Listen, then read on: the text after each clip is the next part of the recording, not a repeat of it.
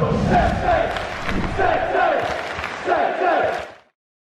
everyone, it's Jack here, Talk Norwich City. Hope you're all doing very well indeed. Back today to review Norwich City 1, Wigan 1, Norwich's first championship game at home this season.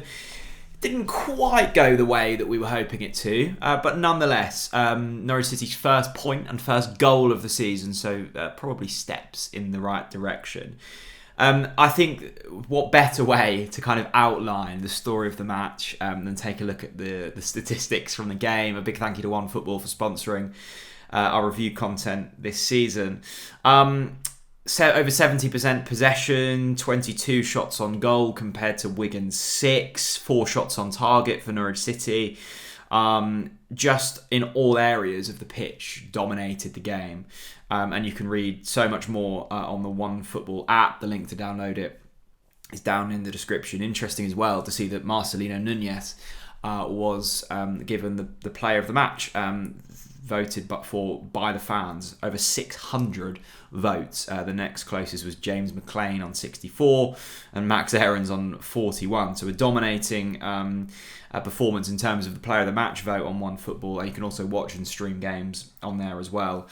I think that just kind of highlights the impressive nature of maintaining possession from Norwich City and steps in the right direction in terms of chances created. I thought we looked quite one-dimensional against Cardiff, never really carved open a proper chance, and against Wigan it could have quite easily ended 2-3, 4-1. As well as that, and I thought it was a positive against Cardiff, limiting Wigan to very few chances, their best chance of the game, or their two best chances of the game. One of them was a fantastic save from Tim Krul, where their player went one-on-one. The other was scored by James McLean, who was given the ball by Ben Gibson. Or Will Keane was given the ball by Ben Gibson. So both of their big chances in the game came from our mistakes. Against Cardiff, they didn't have a single shot inside of our box. Wigan, very similar, only a few shots on goal. And this is a Wigan team, they're no mugs. They had 20 shots against Preston on their opening game of the season, and they looked very quiet against Norwich City. So I think we can keep that as a positive. With all of that being said, let's not get carried away. We just drew at home to a team who were playing football in League One last season. I thought the first 20 minutes were incredibly promising. It felt like we needed a goal in that period. I think if we would have got that early goal, it would have been game over, and that would have really lifted Carrow Road. We went about business the difficult way, and until Wigan scored, I thought we were the team more likely to score first. It wasn't to be.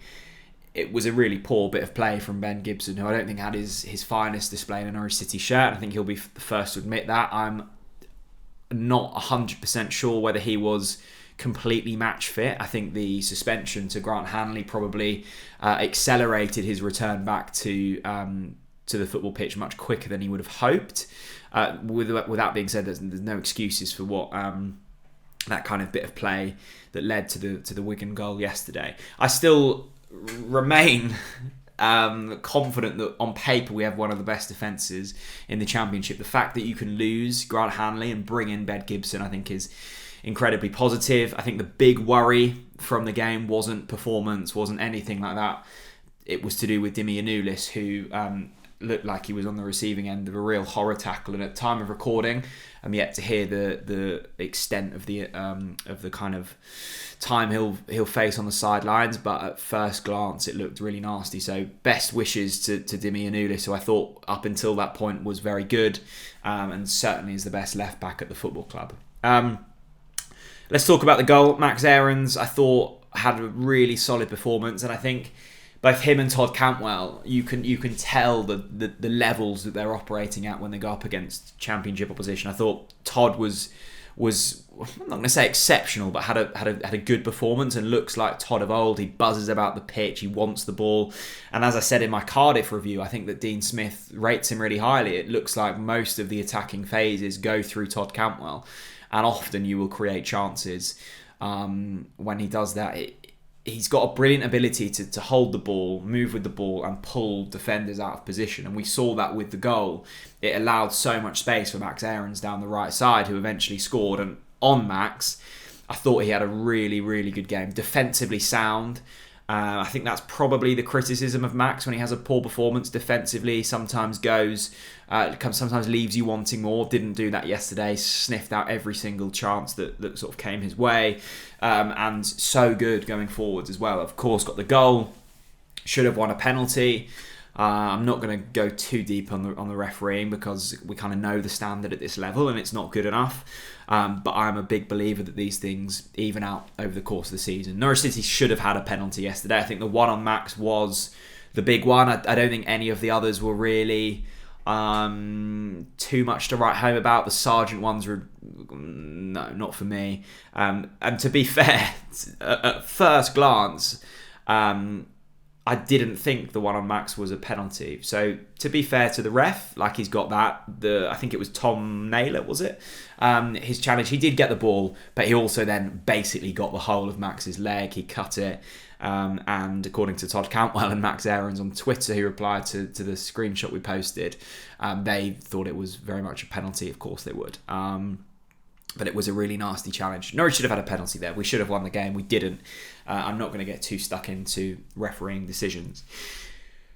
The changes then for the next league game. I'm not too fussed about Birmingham in midweek in the Cup. I'm sure there'll be wholesale changes, and I think it'll be a good opportunity, particularly for some of the newer lads or the lads who haven't played too much football, to get some game time under their belts. I think in terms of going into the next league game, there's a few things I want to see. One, Onel Hernandez start from the off. I think, like end product, there could be more. I think we can all agree with that. But you can tell that Norwich City looks so much more potent going forwards when Onel's on the pitch.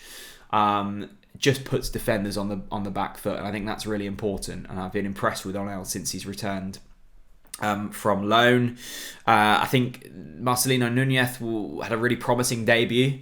Looked buzzy, looked good, looked sharp, looked match fit, which is the most promising thing. And I'm really excited to see what him and Gabriel Sara can do when Sara is fully up to scratch. It was nice to see him make a substitute appearance yesterday. Hopefully with another couple of weeks under his belt, he'll be set to start from the off. And I think that is the most exciting thing at the moment, is soon Dean Smith will have more options, particularly in the midfield. I thought Núñez was a positive first step. I'm still not convinced about Kenny McLean and Sorensen as a 2. I don't think that particularly works. I'm still not sure about Jakob Sorensen's preferred position. I would have said before yesterday or before a couple of games ago that he's certainly not a defender, and now I'm looking going, is he necessarily a midfielder? I like Jakob Sorensen, but he didn't have a great game yesterday, and I don't think Dean Smith quite knows how to fit him into the side. So hopefully with the introduction of Sara, Marcelino Núñez continuing, you've got Isaac Hayden to come into the fold, hopefully not too soon or not too long away.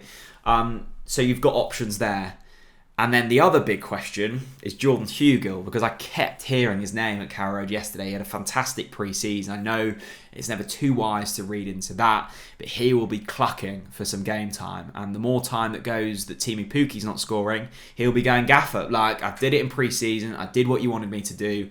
Where's my chance? So look out for Jordan Hugill. But in terms of yesterday, I came away happy and positive, mainly because I was just buzzing to be back at Carrow Road. It was nice to dominate a game. We haven't seen that for a long while.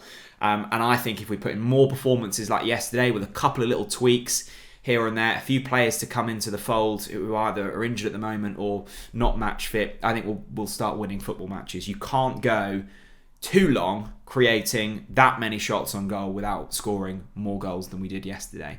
I think with a bit of luck on our side, we should be fine. So look, not out of the woods just yet. Still lots of work to do, but certainly a step in the right direction for Norwich City. Let me know what you thought on the game. I'm really looking forward to reading all of your comments. Thanks so much for watching, and I'll see you all again very soon. Bye-bye.